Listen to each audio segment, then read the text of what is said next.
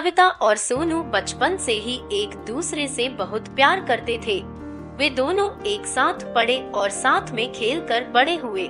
उनका बचपन बहुत अच्छे से गुजरा, लेकिन उनकी लाइफ में सबसे बड़ी दुख की घड़ी तब आई जब कविता के घर वालों ने उसकी शादी किसी और लड़के के साथ तय कर दी।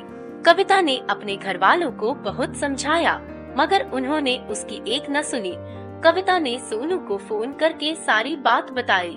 ये सुनकर सोनू काफी दुखी हुआ और उसने कविता से कहा, मैं अपने घर वालों को तुम्हारे मम्मी पापा से तुम्हारा हाथ मांगने को बोलता हूँ और तुम चिंता मत करो, सब ठीक हो जाएगा।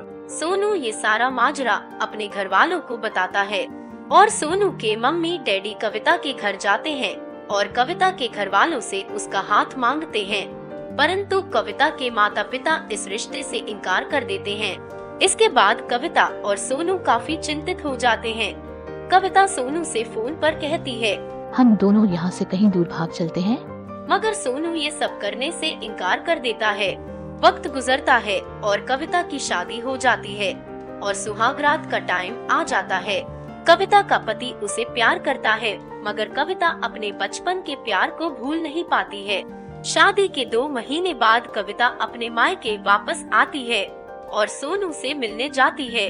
सोनू और कविता बेडरूम में जाकर प्यार करते हैं और फिर कविता कहती है, मैं तुम्हें नहीं छोड़ सकती, जब भी मायके आया करूंगी तुम्हें सब कुछ दूंगी और तुम भी मुझे मत भूलना। ये सिलसिला 1 साल तक चलता है और कविता प्रेग्नेंट हो जाती है। जब कविता के पति को ये बात पता चलती है तो कविता के पति को शक हो जाता है।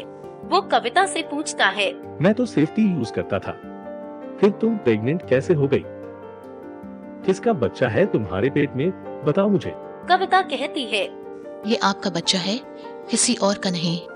इस बात को लेकर दोनों में काफी झगड़ा हो जाता है। कविता अपने मायके आ जाती है। आगे क्या होता है देखिए बचपन का प्यार पार्ट 2 में।